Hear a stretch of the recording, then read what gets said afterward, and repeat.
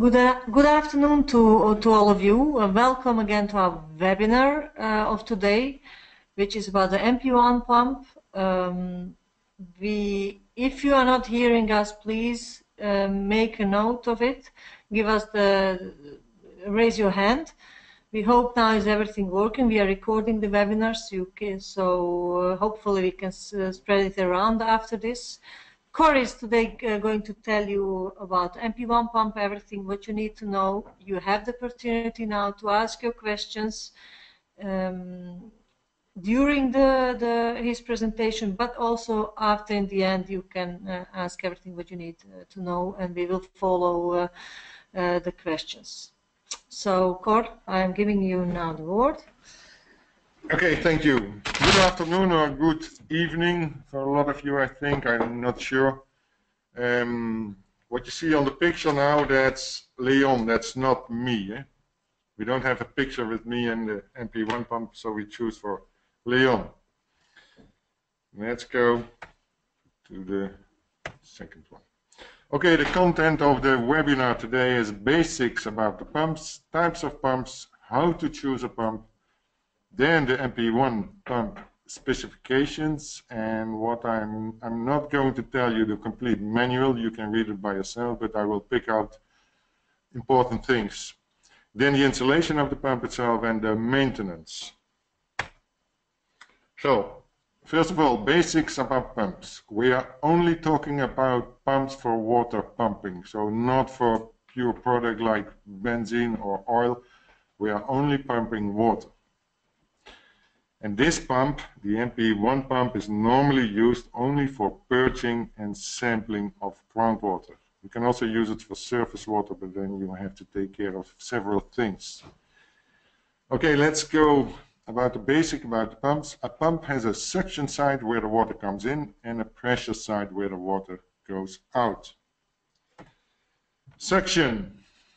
You see on the picture a woman, probably from Africa somewhere. She is using a very simple hand pump, but how deep can she pump up the water? That's a question. It's a pity it's not. I'm not in front of you because then we could have a discussion, but I have to answer this question. In theory, this is possible till a maximum of 10 meters. This depends on the atmospheric pressure. Now, the atmospheric pressure is normally around 1 bar, and 1 bar is equal to 10 meters of water column. In practice, it is between 6 and 9 meters because you have losses inside the pump and also inside the tubing. You see, a pump is only creating a vacuum. The outside pressure is pushing in the water to the pump itself. That's what's happening. So, when I'm in the Himalaya at an altitude of 5,000 meters, can I still pump up from a depth, in theory, of 10 meters? What do you think? I'm not waiting for an answer because that will take too much time, but it is impossible. Well, there's one question I see. Comment. No, Olaf. Not possible. Okay, he's very smart. Why isn't it possible? Because the outside pressure at an altitude of 5,000 meters is not equal to 1 bar or 10 meters of water column. It's less than that. So if you are using a pump at a certain altitude and you are using the suction side of the pump, take care of that.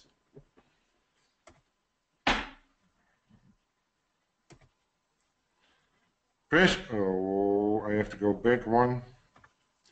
Again, the same woman from Africa, but now we are talking about pressure. How high can you pump up the water? It means how high can you pressure up the water?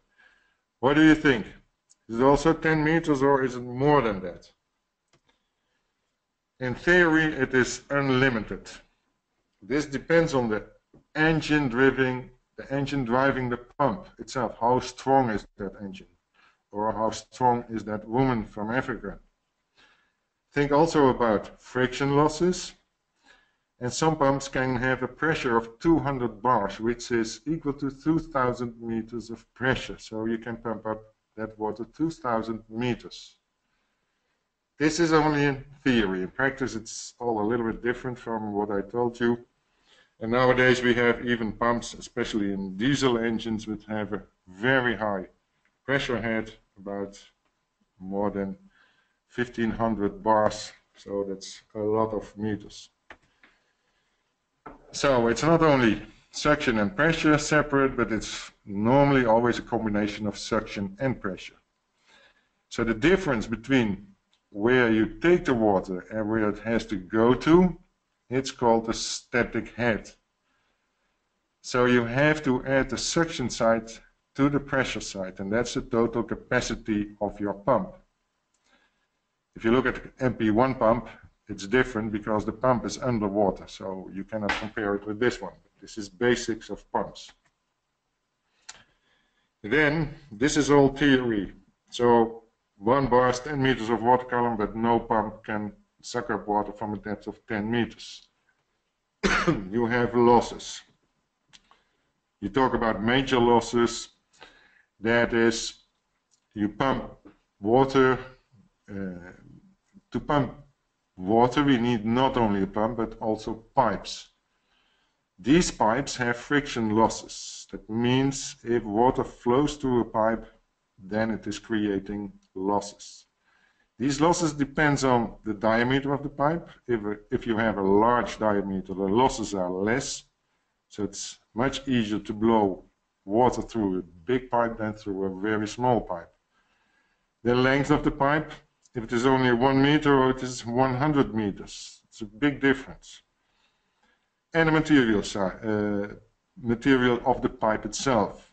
You see, if you have a PE pipe or a plastic pipe, when you compare that to a concrete pipe, the friction losses in a concrete pipe are much higher.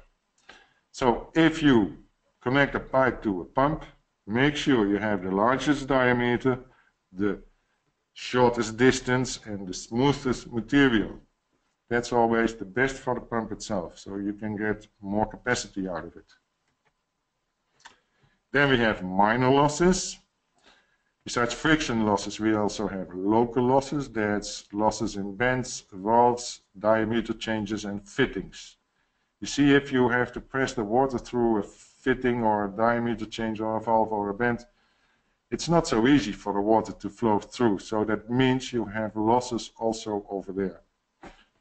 I'm not going to discuss this further on because we are using normally very small diameters of tubings for the MP1 pump and for the other pumps we have. It is possible to do a calculation about it, but that's going too far for this webinar. Then the type of pumps. We have two main types of pumps. First of all, the positive displacement pump. What is happening over there is in fact nothing else than increasing and decreasing a certain volume. That's also what you see on the left side, the peristaltic pump. That's the same principle as our own peristaltic pump. The membrane pump. You see also with the membrane pump, you see at the bottom side, you see two valves. And on the right side, you see a piston pump. And it also has valves.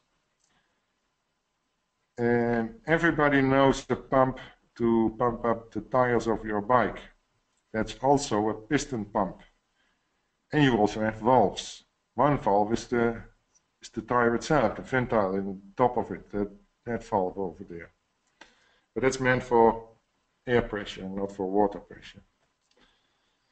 Another positive displacement pump is the one on the left side, and that's a normal hand pump. Normally everybody knows that type of pump. And if you look carefully, you see the valves is opening now, the top valve is opening now, always increasing and decreasing a certain volume. On the right side, you see the bladder pump. And if you look carefully, you see the blue part, and that's where the water part is, and the white part, there's where is air coming in. So the air pressure is squeezing the bladder, and if you release the air pressure, water pressure will fill up your bladder, and so on and so on. Now the properties of a positive displacement pump normally always has valves. what you see on the right side. Pulsating flow, so the flow which is coming out, it's not normally not constantly. You see it also on that pump. When the piston is going up, then there is water coming, not if the piston is going downwards. There is no shut off. What does it mean? If, let's say, I could close the outlet of the pump itself, the discharge side, what would happen to my piston or what would happen to my pump? Think back about the lady from Africa. Is it still possible that she is moving the handlebar? No, because the space above the piston is filled with water and you cannot compact that water, so it is impossible to move it, that handle. If you have a petrol engine or an electric engine which is moving a piston or a membrane, that will stop. Something will go, will damage. Normally the engine will stop. So it's impossible to shut it down. In that case, if I want to regulate a little bit the volume of that pump, I can use a safety valve. So when the pressure is getting too high, it will open another valve so the pressure can release over there. Normally it can create very high pressures, but that depends on how the pump itself is built, up to more than a few hundred bars. And last, it is self-priming. That means I don't have to fill up the pump with water. It is possible for the pump itself to pump away air. So if you install a pump like that and there is air in the suction pipe, you don't have to fill up that complete pipe, because if you have a correct and a decent functioning positive displacement pump, it is possible to pump away air. That means if the air disappears, then you have the water. Now, if you look at the rotordynamic pumps, and that's the other type, and we look in this case only at the centrifugal pump, because the MP1 pump is also a centrifugal pump. The principle of that pump you will see on the picture itself. It's also moving. At the bottom side, water is coming in, and water is coming in at the central point. If you look at the cursor, it's coming in at the central point of the impeller, and the impeller is that part which is rotating. On the impeller itself there are vanes. That means what is happening, if water is coming on these vanes, it is transported, because it is rotating, it is transported to the outside of the pump itself, and finally it will come at the outlet. But why is this one pumping? You see, if there is a water particle on this vane and it is transported with a high velocity to the outside, it will create a vacuum just behind it. So think about if you are on a bicycle and you are cycling behind the truck. That truck is sucking you, the slipstream, and that's also what is happening over here. So this is the principle of a centrifugal pump. So the water is coming in over here at this side at the shaft of the pump itself, and it's transported by the vanes to the outside in quite a high speed. What are the properties of a centrifugal pump and also the MP1 pump? Normally you have a constant flow when you compare it to the positive displacement pump. High pressure only with multi-stage type. Yes, what is high pressure? A few hundred bars, it's almost impossible to use a centrifugal pump. Think about this. If you have one impeller, you see it on the right side top, an impeller can create a maximum about 4 till 6 bars. So if you want to have more pressure, you have to put them in series. What you see at the bottom side. So one impeller can create, for instance, let's say 5 bars. This one can create at the end 10 bars, and this one at the end 15 bars. That means 15 bars I can pump up the water 15 meters in theory. Shut off possible. That means if you look at this pump, I can close the pressure side, what will happen? Water is not transported anymore from the inside of the impeller to the outside, because water cannot go away over here at this point. So that means the impeller is running around without doing anything. Because it's not moving water, that means the capacity or the power the pump needs is dropping. So it's easier for a pump to run without water than with water, because with water it has to do something. This pump is also not self-priming. That means you have to fill up this pump and you have to fill up the suction side before it starts pumping. You see, if there is air on the impeller, it's coming on the impeller. When air is transported to the outside, air cannot create a vacuum like a water particle can. One back, what a water particle can. So that means you must fill it up with water first. And it has impellers, what I already explained to you. If you have questions, let me know. Now, how to choose a pump? This depends on the depth of the water table, the diameter of the pumping well, and the quality of the sample, if you use it for sampling. You see, in these MP1 pumps, they are normally used for purging, so clean up the monitoring well, and for sampling itself. Depth of the water table. The maximum distance from pump to water table is 6 to 9 meters if you use a pump at the surface. For that purpose, we have two pipes. That's the peristaltic pump, what you see on the picture, and the centrifugal pump.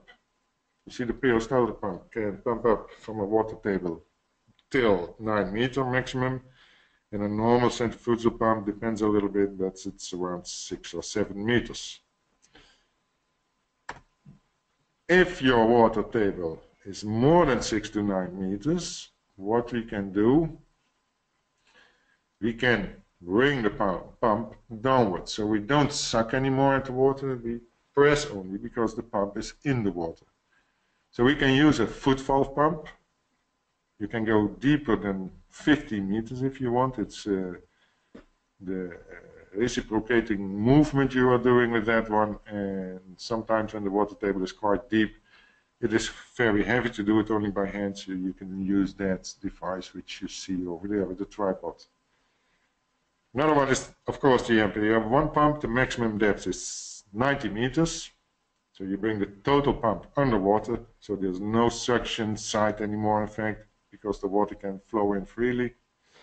Or third, you use the bladder pump, and that goes up till 170 meters, depending what kind of compressor you have, because you are using air pressure to lift the water. The diameter of the pumping well. Always when you install a monitoring well or a pumping well or sampling well, consider the groundwater table. If you know the groundwater table is around 5 meters, let's say, then you can choose, in fact, all the pumps at the surface of your situation. If your water table is deeper than 6 to 9 meters, then you must choose another diameter of monitoring well. Normally, in the first case, you can use very small diameters, but if you have a situation where the groundwater table is quite deep, you must use also a larger diameter, so other types of pump will fit in, normally larger than 50 millimeters. So the MP1 pump and the bladder pump, they need a minimum of 50 millimeters internal diameter. The other ones can use a smaller diameter. Quality of the sample itself. Each country has or has not regulations on groundwater sampling. The type of pump can influence the quality of the sample. If you think about a bladder pump, it will give you the best quality of sample, because water flows in very quietly. It is pumped away also very quietly. MP1 pump, it's a centrifugal pump, so water is very turbulent. You see, water comes to your impeller and will transport it in a very high speed to the outside. So that speed, that turbulence of your water can influence the quality. Then you have the peristaltic pump, but that pump you have a suction hose and a pressure hose, and that suction hose is creating a vacuum on your water, and that vacuum can withdraw volatiles in your water. So some countries, they don't want you to use a vacuum pump, they want to use a pump which is already underwater. Then you have the foot valve pump. You can use it to more than 50 meters, but the disadvantage is that you get a very turbid sample. And we want to take a sample of the groundwater and not a mixture of groundwater and soil particles. And that's what the sample makes turbid. So think about it. To choose a pump, it's quite important to know the situation. Specification of the MP1 pump, you can find everything in the manual, so I'm not repeating the manual. This pump can only operate together with a frequency converter. What is that frequency converter doing? Normally the current is 240 or 110 volt, it's 50 to 60 hertz. That frequency converter is increasing that hertz till 400. So if you have a normal converter, the 220 volt, 240 volts, the pump itself is always 220 or 240 volts, but the frequency converter can have 240 or 110. For instance, for America or Japan, they use 110 volts. That means the currency is 110, it's coming from the wall, it's going into the converter. That converter makes again 220 volts for the pump itself. With that converter you can change the hertz of your current from 50 to 400. That means these hertz is also your RPMs, your rotations per minute or revolutions per minute, and that means you can change your discharge. These converters, they need certain settings, like what is the voltage, what is the power of the pump, etc. All these things. What we are doing before this converter is leaving the factory at Eijkelkamp, we install all these settings, so you don't have to do anything to it. What you have to do is you have to connect the pump to the converter to the power resource, and then you switch it on with the bottom knob, the big one.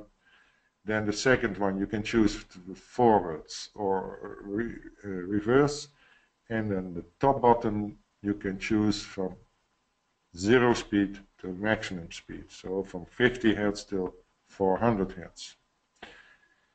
Now you can have different cables if you have the converter, because each country has different connectors to the normal currency. So it's important that we know what kind of connectors do you use. You see, I know in England and in the States they use different connectors than we have in the Netherlands. So if you order a pump and a converter, please let us know what you want. Then the pump performance, and this is in fact the most important part of the MP1 pump. This is giving me information when I can use this pump, to what depth, what is the amount of water which is coming out, etc. So the pump performance, the QH curve, is showing the relation between the discharge and the head, so the pressure of the pump. In fact, it shows the characteristics of the pump. So each pump has its own QH curve. All the MP1 pumps have the same QH curve, but if I have another pump of Grundfos, a little bit larger or smaller, it has its own QH curve. Together with a pump, pipes are used to transport water, so you need pipes. These pipes also have their characteristics, and that depends on the diameter, the material, and the length of the pipe. And also how much water is flowing through your pipe. You see, if a lot of water flowing through your pipe means more losses, more head losses in the pipe when there's only a little bit of discharge. So this is giving you an example how to use the QH curve.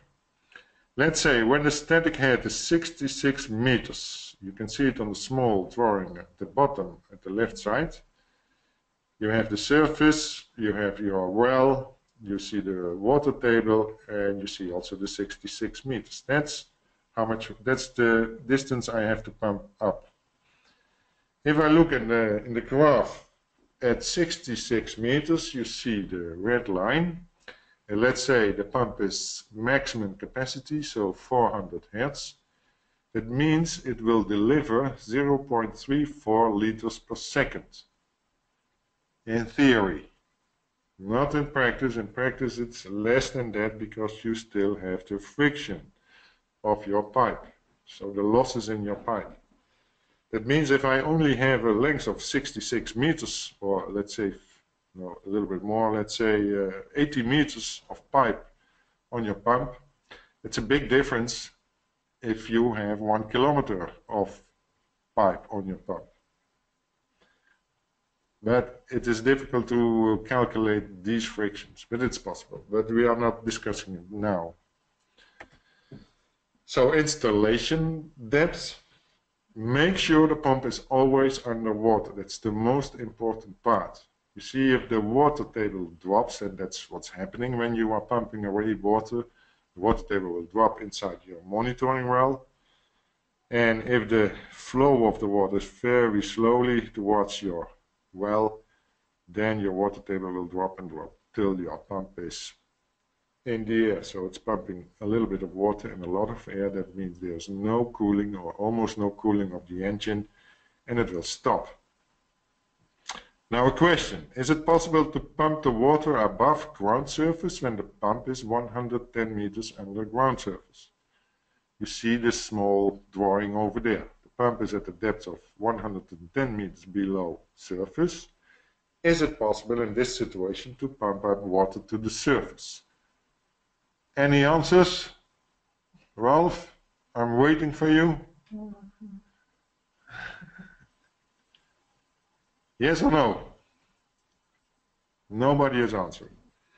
It depends on the distance of your groundwater table to your surface. If that distance is in theory less than 90 meters, then it is possible. When the distance is 90 meters, then it's possible, and less, always possible. So the water table is more important than your position of the pump itself. Next. Diameter of the well. The diameter of the well must be at least 15 millimeters, otherwise the pump doesn't fit inside. When the diameter is larger than 80 millimeters, the pump can be overheated. That's because the cooling of the pump is not sufficient. To prevent this, a flow sleeve must be used. So what is happening? With a flow sleeve, the water can enter the pump only from the bottom side. So if you look at the cursor, only at this side. The top side is completely closed. Over here, this is the inlet of the pump. Over here, you will find the impellers. So when this is completely closed, water can enter only from the bottom side, and when water is flowing over here, it will cool down your engine. And this is really important. Yes? So if your diameter is too large, that means, and you are not using a flow sleeve like this, water enters in this way to your pump, and it's not flowing along the engine. So this water, which is already at the engine, it will warm up, and maybe, if you are not really lucky, it will stop the pump because it's overheated. Pump discharge. Never set the pump to a low discharge for a long time. The engine will not be cooled enough. So that means if you start up the converter in the beginning, when the hertz is on 50 or 60, the rotations of the pump are 0 or very slowly. Make sure you increase that rotations of the pump very fast, very fast. During pumping, the level will drop in the well. Make sure the pump stays underwater. This is also what we already discussed. The engine, before you use the pump, you must fill up the pump with demineralized water, and you do it at the bottom side. There is a screw. You can unscrew it with a screwdriver, fill it up with demineralized water and close it. This is for the inside cooling of the pump. The MP1 pump is not designed for continuous operating. So it's not like a remediation pump which can pump for years. No, the maximum what they tell us is 500 hours. Not more than that. Now a remark. I don't know if you already know this. PFOS and PFAO are contaminants which are very topical nowadays. It's not really a new contaminant, but it's we hear quite a lot of things about it. So that means it's in your groundwater. It's kind of Teflon, the PFOS. It's in the groundwater. That means if you want to sample that groundwater, it's not allowed to use a pump which has somewhere Teflon inside. The MP1 pump has Teflon. First of all, it's the cable, the power cable, has a coating of Teflon, and second, inside the pump itself, between the impellers, there are rings also made of Teflon. We also are aware of this problem, so we are searching for substitutes of these materials. For the power cable it's not a problem, but for these rings inside the pump itself we are searching for something else which can be used in these situations if you have a pollution of PFOS. Maintenance of the pump. After sampling a well, the pump must be cleaned before using it in another well to prevent cross-contamination. That means you also have to refresh the demi-water which is inside the pump, because it's water from the well will mix up with the water inside the pump. So that means you always have to refresh that. After a certain time, the performance of the pump will drop, but that's quite normal. You see the weird parts, like the impeller and the Teflon rings, you have to replace. So if a pump is not giving enough water, that means you can use it.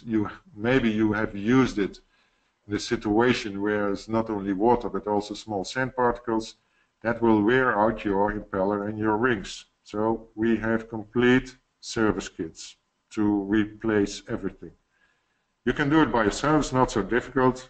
If you don't trust yourself, we can also do it for you. So you have to send the pump to us. But normally everybody can do this, even Natasha. So, okay. Are there any questions? Nobody? Let me first also finish some important remarks which you also need to know. Where we stand at this moment about the delivery times. Right now, if you place the order, there is the lead time of 4 to 6 weeks, in the best case 4 weeks. We are on a weekly basis evaluating the orders and looking for the best solutions to speed up things. So we expect, as the situation looks right now, that we are from the January going to be able to deliver the pump from stock. Only in the case if you surprise us with the huge orders, then that could be postponed. But in general, that is the expectation. That about the delivery times. The adjusted price list, MP1, with some items which are added to it, and the correct one is going to be sent right after this webinar to you, and this will also include the service kit parts, what Cor mentioned. So there you have everything what Alessia was asking, when spare parts will be available. So these spare parts are available and explained in the list to you. So it's coming, I think Bas will send it tomorrow, not today, but this tomorrow, week. This week you will get the complete overview of everything as well. So that is about all the practical things regarding the pump. Any technical questions about the pump? Nobody? Or you are still typing, I don't know. We will give it time a bit. Maybe if you have later on questions, you can always email me, no problem. No questions, so. No questions, obviously. Then in that case. Oh, there was one. There is one. Difference old cooling jacket, new cooling jacket. Olaf. I don't know if there is a difference. I think the new, no. I'm not sure if there is a difference. I can imagine that the new one is made of PVC, but I'm not sure. But the function is the same. At least in price. Is there a price difference between the old and the new cooling jackets?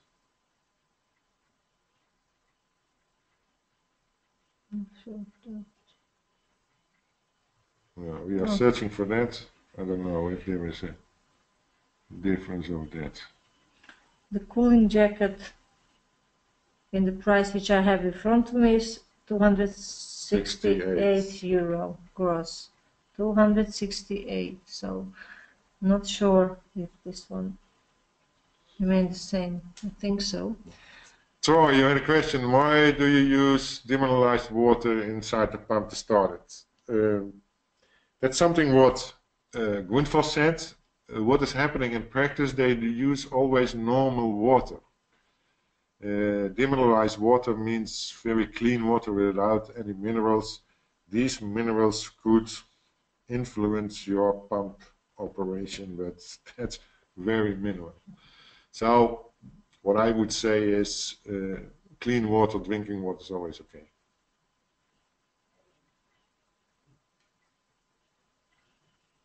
Yeah, there are different types of demi water, Mohammed. Yeah, demineralized water, that's what I mean. Eh? That's demineralized water. Oh, you already had your answer. Okay, Mohammed. Any questions left? Was it clear to you? I hope the sound was okay, because we had this morning, we had quite a lot of problems with it. I hope now it was okay, we tested it. One question, Cecilia. Let me know regarding the sampling depth, okay?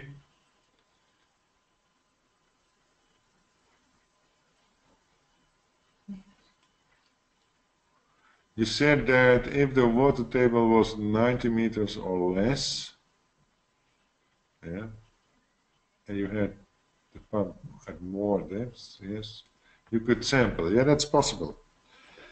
You see, what the pump has to overcome is only the distance from the surface till your water table. So that's a maximum of 90 meters. That's the maximum depth MP1 pump can pump up, but that's in theory. In practice, it's a little bit less than that. How is that? Yeah. So you see, I said there is a relationship between the suction side and the pressure side. That's static head called. Because this pump is already inside the water. Let's say this pump is 10 meters below the water table. It has already 10 meters of pressure inside the pump itself.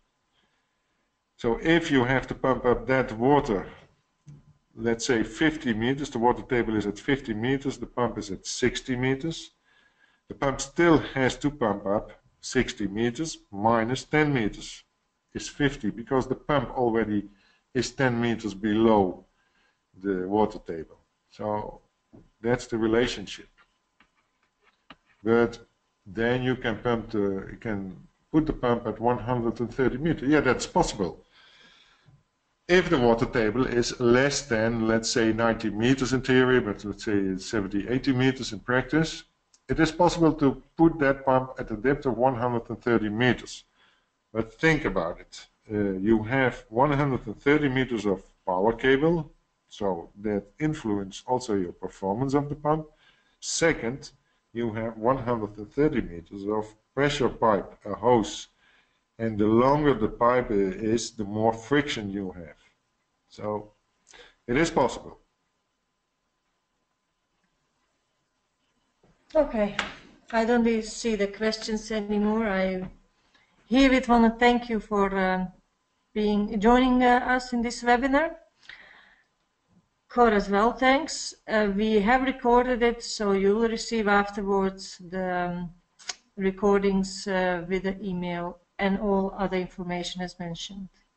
Thank you guys. Have a good day, night, evening, whatever.